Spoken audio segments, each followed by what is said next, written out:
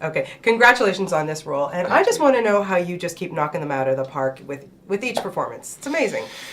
You know, it's a difficult process. It takes a lot of skill and great. No, I think this movie in particular is this sort of interesting kind of bookend to a period of time in my career that I started with this movie Donnie Darko like almost 10 years ago, and then this movie is in a similar kind of vein to that movie, and just in the fact that it's such a sort of psychological, very sort of question-oriented, I would say, type of film with.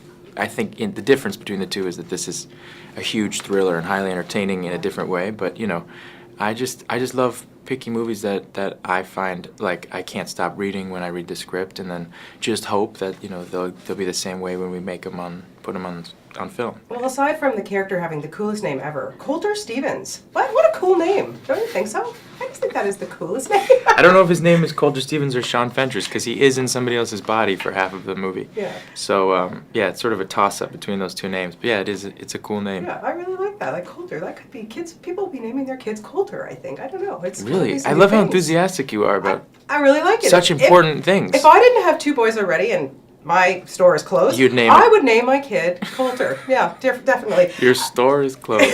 My store is shut. Doors are done. We're out of business.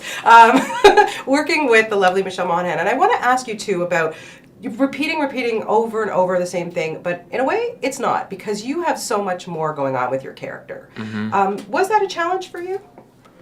I think the challenge of the movie like this is because you're repeating so many of the same. You're in the same scenario, or it seems like that so often that variation was always something we had to keep in mind, and even with slight variation, to make it always interesting. And I think where the movie succeeds is that even though you do keep coming back over and over again, it's always different. Mm-hmm. It always feels different, and we worked really, really hard on that, and it was fun. I mean, I think that's fun, Yeah. figuring out how to make it new every time, even though you're in the same scenario.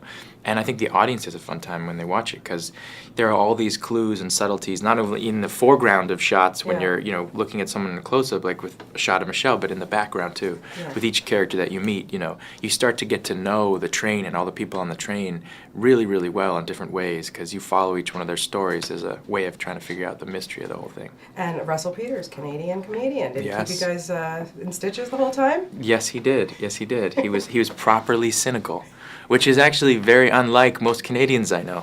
I feel like they're always positive and not as cynical as Russell. Maybe that's why.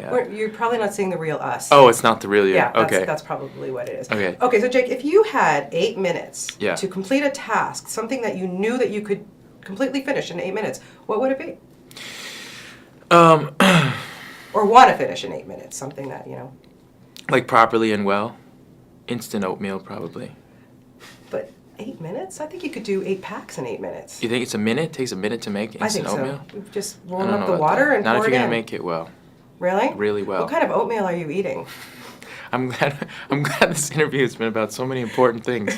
We talk about what working, kind of trust oatmeal. me. I mean, there are all different kinds of oatmeal, but I prefer steel cut oatmeal. It's more fibrous and fascinating. Good. I'm glad it works for you. Yeah. I want to talk about working with Michelle because I Mm-hmm. thought she was great in this. And Yeah. what was it? How was the bond between the two of you? I think she's sort of. I think growing up with two brothers that she has a sort of really great kind of crude, wonderful sense of humor and spirit, and she's always.